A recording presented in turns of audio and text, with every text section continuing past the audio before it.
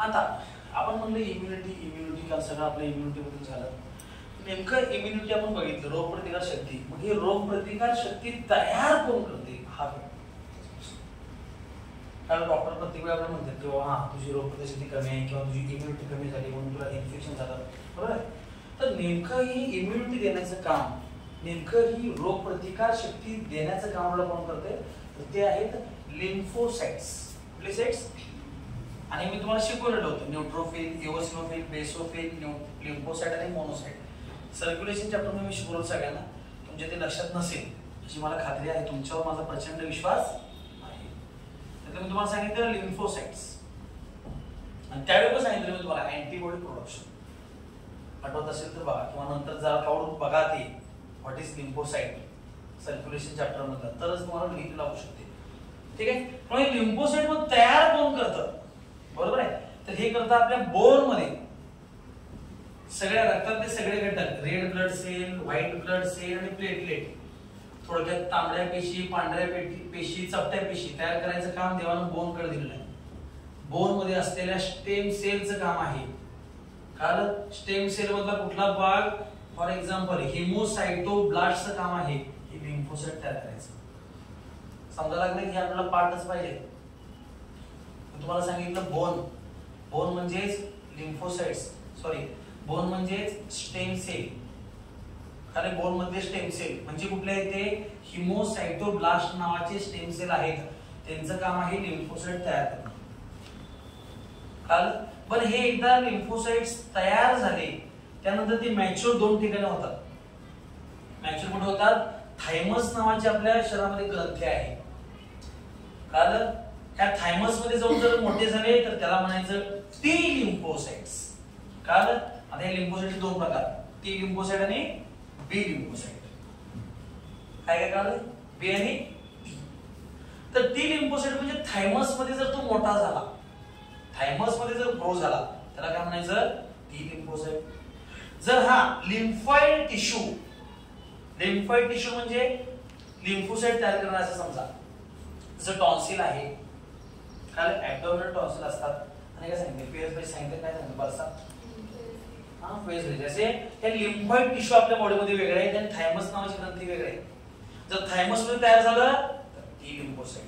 आणि या lymphoid tissue मध्ये फॉर एक्झाम्पल बरसा सांगितलं त्यांनी, या बरसामध्ये तयार झालं B for B, T for T असं याचं नाव.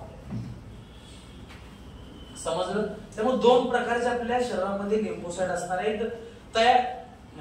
तयार करायचं काम तर इथंच आहे. कुठं? हिमोसाइटोब्लास्ट प्रेझेंट इन द बोन. आणि लहान बाळामध्ये हिमोसाइटोब्लास्ट हाडं तयार झालेले नसतात, त्यामुळे हे लिव्हर मध्ये असतात लहान बाळामध्ये. मी तुम्हाला लिव्हर शिकवताना पण शिकवलं होतं. रक्त तयार करण्याचं काम कोणाचं आहे आठवतंय काय?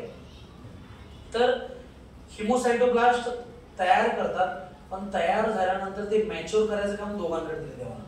थायमस नावाची ग्रंथी असते आपल्या इथं, त्यानं जर तयार केलं तर त्याला म्हणायचं टी लिम्फोसाइट. आणि जर बरसा किंवा लिम्फॉइड टिश्यू तयार केलं त्याला म्हणायचं बी लिम्फोसाइट. एवढं तर समजलं? एवढं थिंग इज क्लिअर?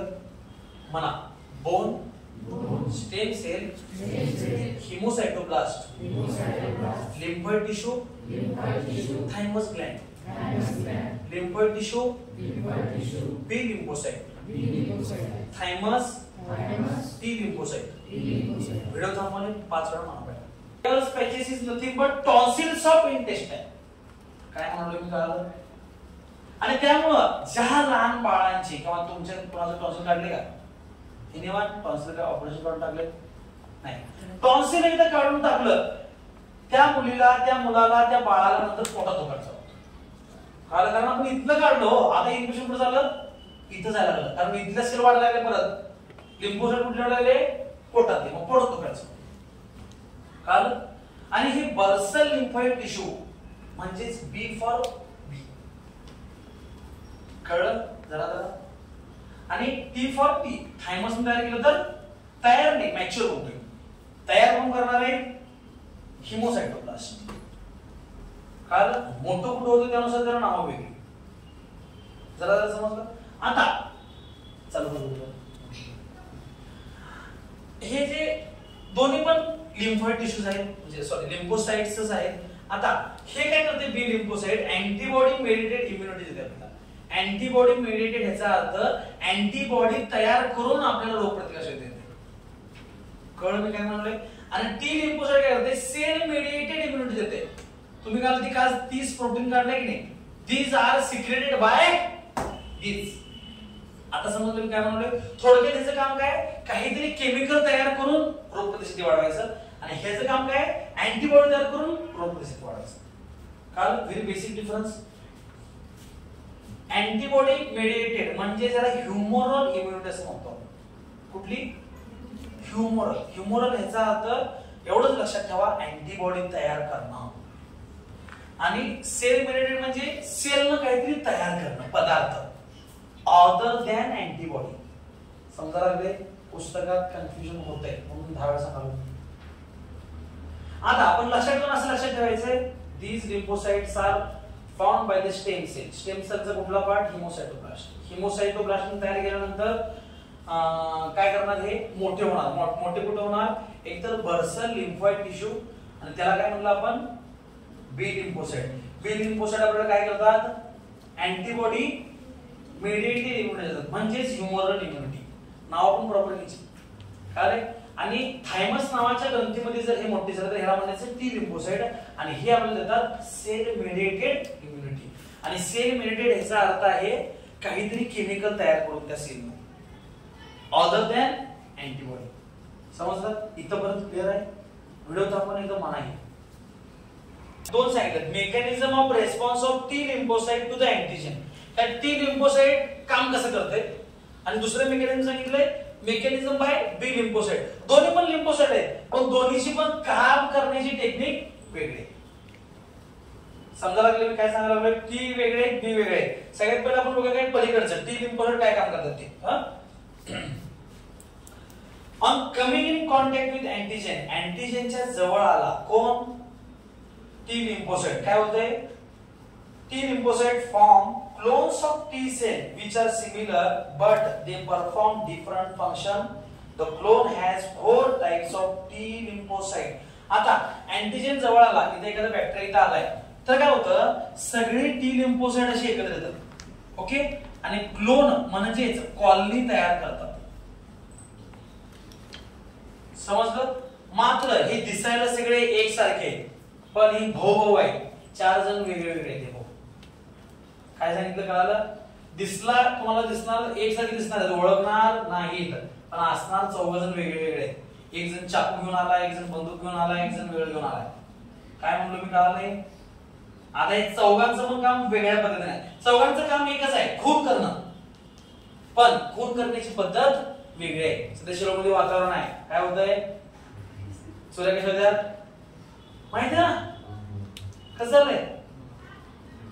ड्रोन घेऊन, ड्रोन नाही तर मग असं मी ऐकलं, ड्रोन नाही आल्या आता यांच्या घरावर बघायचं नाही, इथे बाहेर पडत्या, यांचे पप्पा किती देतात, मम्मी कुठं असत्या, मम्मी कुठं भांडी घासत्या, मम्मी किती वाजता भांडी घासत्या, कोण बघणार हे? ड्रोन ना.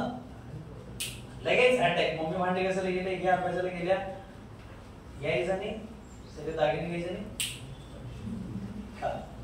ओके, आम्हाला लिम्फोसाइट आहे, त्यांचं प्रत्येकाचं अवजार वेगळं आहे. कुठलं अवजार आहे? 4 जण आहेत भाऊ. कोण? 4 जण वेगळे. हेल्पर टी सेल, सगळ्यात पहिला भाऊ कुठला? हेल्पर. दुसरा कुठला आहे? किलर, म्हणजे मारण्यासाठी मदत करणारा, हेल्प करणारा हेल्पर, डायरेक्ट मारूनच टाकणारा किलर. तिसरा सप्रेसर. सप्रेसर म्हणजे त्या अँटीजनची इम्युनिटी सप्रेस करणारा, अँटीजनची इम्युनिटी कमी करणारा. आणि चौथा आहे मेमरी, म्हणजे लक्षात ठेवणारा. हा तो सोय दाखव तुला पुढच्या वेळी येस, दॅट इज मेमरी. कळलं काय म्हणलोय? पहिला कोण होता? Helper. What is helper? Helper असं असं थांब ते व्हिडिओ दाखव. Sensitize helper T cell produces lymphocyte for performing several type of function like perforation of other T cell. हे काय करते? लिम्फोकाइन्स नावाचा पदार्थ तयार करते. कोण? हेल्पर. लिम्फोकाइन्स. हे लिम्फोकाइन्सचं काम काय? भरपूर काम आहे त्यातलं. टी सेल तयार करणं आणि परत म्हणजे ही प्रोसेस जी व्हायला लागली ह्याला फास्ट करायचं. म्हणूनच आहे ना नाव हेल्पर. काल लिम्फोकाईनचं फंक्शन बघतोय आपण. लिम्फोकाईनचं पहिलं काम आहे टी लिम्फोसाइटची संख्या लोकसंख्या वाढवणं. पुढं स्टिम्युलेशन ऑफ बी लिम्फोसाइट म्हणजे ते सोडा. हा पुढं मॅक्रोफेजेस. पुढं stimulation of macrophages. What is macrophages? Anyone? हा very good. Phagocytic cell. What is phagocytic cell? Which are phagocytic cell? Neutrophil, eosinophil, basophil, monocyte, lymphocyte. हा neutrophil and basophil are known as phagocytic cell. Phagocytic cell म्हणजे मारणाऱ्या sale. काय रे? फॅगोसाइट. फॅगो म्हणजे pathogen, sites म्हणजे मारणे आणि ते काम कोणाचं असते? न्यूट्रोफिल आणि बेसोफिल. सर्क्युलेशन चॅप्टर मध्ये शिकवलं मी. काय रे? तर ह्याचं काम काय? फॅगोसाइट्स तयार करणं म्हणजे मारणारे तयार करणं. हे पण तयार करणं. काय कोणाचं काम आहे? लिम्फोकाईन. कोण तयार करतं? हेल्पर. म्हणजे हे हेल्प केल्या मारण्यासाठी लागणारे दोन पदार्थ तयार करायला. पहिलं म्हणजे फॅगोसाइट, मॅक्रोफेजेस तयार करायला. मॅक्रोफेजेसचं काम काय? फॅगोसाइटोसिस. फॅगोसाइटोसिस म्हणजे मारून टाकणं आणि टी लिम्फोसाइट परत तयार करायचं काम करते कोण? हेल्पर. पुढं They directly attack and destroy invading microbes, infected body cells and cancer. Killer cell directly attack. Direct जाऊन त्याला मारणार. कोण आहे तो? किलर. हां कॅन्सर सेलला मारणार, ह्याला मारणार सगळंच. हां Killer T cells bind to infected cell and secrete perforin. आता हेल्पर टी सेल ना लिम्फोकाईन तयार केलं, तसं किलर टी सेल काय केलं? परफोरिन नावाचा पदार्थ. हे पण लक्षात ठेवायचं बरं का आपल्याला कोण काय तयार करते. ठीक आहे. किलरनं परफोरिन तयार केला. परफोरिनचं काम काय? Perforins form a hole in infected cells. It also releases substances that kill the cell and the name cytotoxic T cells. त्याला सायटोटॉक्सिक असं म्हणतात. What is perforin? परफोरेशन ह्याचा अर्थ छिद्र पाडणे. ना आपण म्हणतो ह्याला परफोरेशन पडले म्हणजे याला छिद्र पडले, पोर्स पडले. कारण तर त्या बॅक्टेरियाच्या अंगाला छिद्र पाडायचं काम करते कोण? हे परफोरिन. छिद्र पाडल्यानंतर काय होणार? मरून जाणार. काय आता हिच्या अंगाला छिद्र पडले जगले पाडणार नाही तसं. काय म्हणलो मी? कळालं? किल करते म्हणजे कसे किल करते? तर किलर टी सेलचं काम आहे परफोरिन तयार करणं आणि परफोरिनचं काम आहे परफोरेशन तयार करणं. समजलं? एवढंच. पुढं Suppressor T cells. These cells suppresses entire immune system against attack on the own body cells. Immunity कमी करते. हां Memory T cells. These are previously sensitized cells which retain the sensitization. Memory T cell आधीची गोष्ट लक्षात ठेवते. मागच्या वेळी असं मारला होता ना, दाखवतो तुला. It is memory. आणि कसं मारायचं सांग. काल मी वॅक्सिन जरा शिकवलं त्यात तुम्हाला सांगितलं ना तिसरं ती मेकॅनिझम तो ऍप्लाय होतो. काल जरा हेल्परचं काम काय? हेल्परचं काम काय? काय करते पहिला ते? लिम्फोकाईन्स. लिम्फोकाईन्सचं काम काय? लिम्फोसाइट्स तयार करणं आणि मॅक्रोफेजेस तयार करणं. आणि किलर टी सेलचं काम काय? परफोरिन तयार करणं. परफोरिनचं काम काय? परफोरेशन करणं. समजलं? सप्रेसर टी सेल इम्युनिटी कमी करून टाकणं. आणि नंतर होतं मेमरी. मेमरी टी सेलचं काम काय? लक्षात ठेवणं. मागच्या वेळीची गोष्ट आता लक्षात ठेवायची. असं केलं हां किंवा आता लक्षात ठेवणं. आता सगळं शिकून घेते हे कसे कसे मारायला आणि पुढच्या वेळी ह्या तिघांना पण सांगते असं अशा पद्धतीने मारायला लागते म्हणून. कारण काय म्हणलं ते मेमरी म्हणजे स्टोअर करून ठेवते ते. मागच्या वेळी तनिषाने असा अभ्यास केली. हां सांगते ह्या पद्धतीने अभ्यास करायचा मार्क जास्त पडण्यासाठी. ठीक आहे. करणं झालं खरं. हां पुढं Mechanism of action of B. हे कळालं मेकॅनिझम कसं आहे ते. हे मेकॅनिझम ते 4 टाइप लक्षात ठेवायचे आणि 4 टाइपची वेगवेगळी कामं. मेकॅनिझम याचा अर्थ काय? What is mechanism? कार्यपद्धत. ठीक आहे. मग हे 4 जण वेगवेगळ्या प्रकारे काम करतात. आता टी लिम्फोसाइट कुठले? बी लिम्फोसाइट काय करतात बघायचं आपण. B lymphocytes are sensitized directly by both antigens as well as by helper T cells. Activated B lymphocyte multiplies very faster to produce clone of plasma cells and memory T cells. Memory B cell आणि helper झाले. पुढे काय? पुढे The plasma cells produce specialized glycoproteins called antibodies which are circulated through body fluids. आता हे काय करते, ह्याच्या शरीरामध्ये ह्याच्या शरीरामध्ये प्लाझ्मा आहे, पाणी जे आहे, ह्या पाण्याने काय करते, अँटीबॉडी तयार करते आणि हे अँटीबॉडी सोडते कशामध्ये, रक्तामध्ये. समजलं? हा पुढे. The antibody molecules may bind to a cell membrane or they remain free. The antibody molecules may bind to a cell membrane or they remain free. जे अँटीजन आहे, ज्याला मारायचं आहे, त्याला जाऊन हे अटॅच होते अँटीबॉडी, कळलं, किंवा साइडला जाऊन थांबते असं होतं, असं सांगितलं. The free antibodies have three main functions. जे फ्री राहिलेलं आहे त्याची 3 कामं आहेत. इकडे बघा, म्हणजे मला नीट वाचता येते. हा म्हणा, agglutination, oxidization, neutralization, agglutination, oxidization. Bacteria and viruses, the immobilized म्हणजे मोबिलायझेशन नाही, म्हणजे हालता फिरता येत नाही. Immobilized mass is then engulfed by the phagocytes. पहिला agglutination of the particle matter including bacteria and virus, they immobilize the mass and then is engulfed by the phagocytes. हे काय केलं जातं, एकत्र केलं जातं सगळ्यांना असं. ओके, बॅक्टेरिया व्हायरसला एकत्र करायचं. कारण आता तुमचे अंतर आहे, तुम्हाला उठता येईल, एकदम जवळ बसलं काय करणार, हालता फिरता येईल का तुम्हाला, नाही हालता फिरता येणार. ॲग्लुटिनेशन याचा अर्थ एकत्र आणणे किंवा एकत्र येणे. एकदा एकत्र आले की काय करायचं, त्यांना मारून टाकायचं, फॅगोसाइटोसिस करायचं. कळलं? यांचं काम काय, जे अँटीबॉडी तयार व्हायला लागले ते अँटीबॉडी काय करतात, त्यांच्या जवळ जाऊन थांबतात, जवळ जाऊन काय काम करतात, सगळ्यांना एकत्र आणतात. एकत्र आले की हल्ला, कारण एकेकडे मारायचं नाही, काय दणका मोठाच. समजलं? That is agglutination. पुढे Oxygenation or coating of bacteria to facilitate their subsequent phagocytosis by macrophages.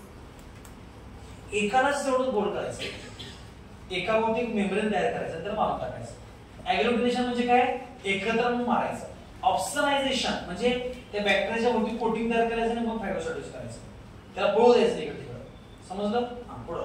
Neutralization or toxins released by bacteria, example tetanus toxin. पुढे Each antibody म्हणजे काय, काहीतरी पदार्थ तयार करते त्याला मारून टाकते. काल 3 पद्धत, इकडचे 4 पद्धत, इकडच्या 3 पद्धत.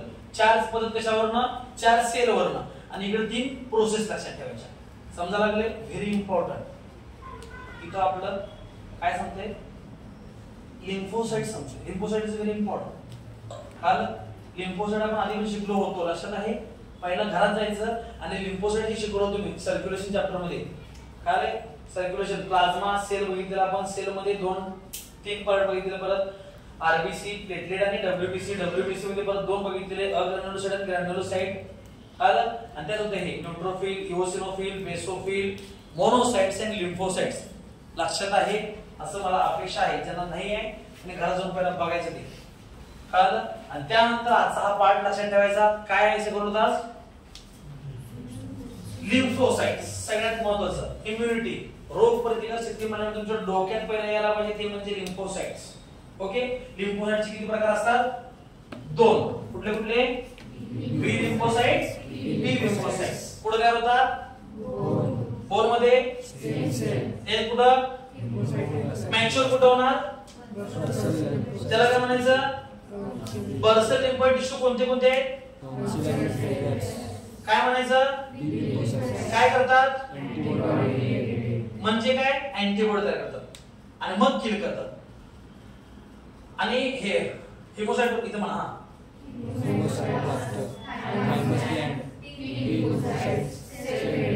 समजलं. आता मेकॅनिझम सांगायचं, कसं मारणार हे महत्वाचं आहे ना.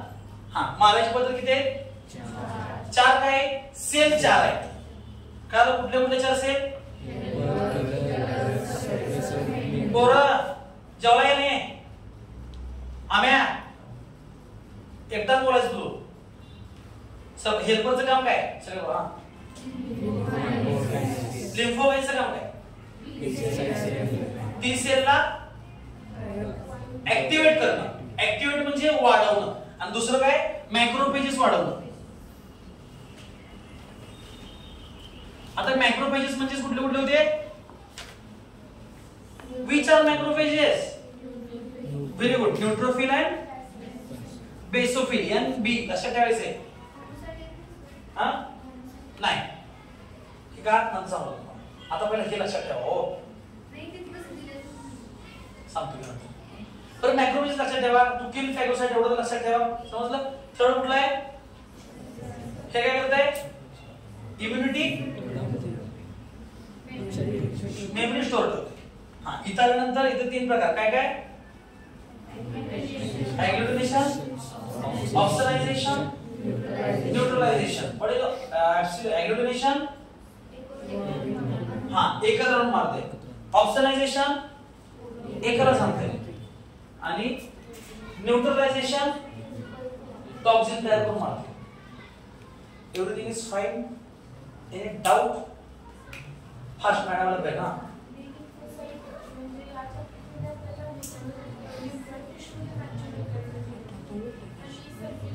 ते बोर्ड मध्ये सांगितलं. हाच प्रकार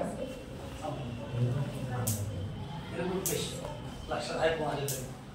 मी लिम्फोसाइट शिकवताना दोन सांगितलेलं. बी लिम्फोसाइट आणि टी लिम्फोसाइट. बी म्हणजे बोन मध्ये मेजर होणार आहे. टी म्हणजे थायमस मध्ये होणार आहे. आणि त्याचा डाऊट आहे की सर तुम्ही आता इथं बी फॉर बर्सा सांगितलं आणि बी फॉर बोन तिथे सांगितलं होता. हे कोण सॉल्व्ह करणार होते मला सांगा. तुम्ही सॉल्व्ह करू शकता. क्वेश्चन तर कळाला. पहिला क्वेश्चन कळाला पाहिजे. कळालंय. मी सर्क्युलेशन चॅप्टर शिकवताना सांगितलेलं बी फॉर ब्लड. इथे काय सांगितलं आहे. बी फॉर बी फॉर बोन सांगितलं होतं. इथे सांगितले बी फॉर बर्सा. असं का. हे तिचा क्वेश्चन. Next question. मला पण वेळ पडलेला आहे. तुम्ही सांगा सर. कारण त्याचा आन्सर मला आता कुठे क्लिअर होते एवढ्या वर्षानंतर. Everything is fine. Any doubt. हा no doubt. Everything is fine. वाह सांगा बोलून. फार डेंजर आहे. फार अवघड आहे. क्वेश्चन पडण्याची 100% शक्यता. ओके आता काय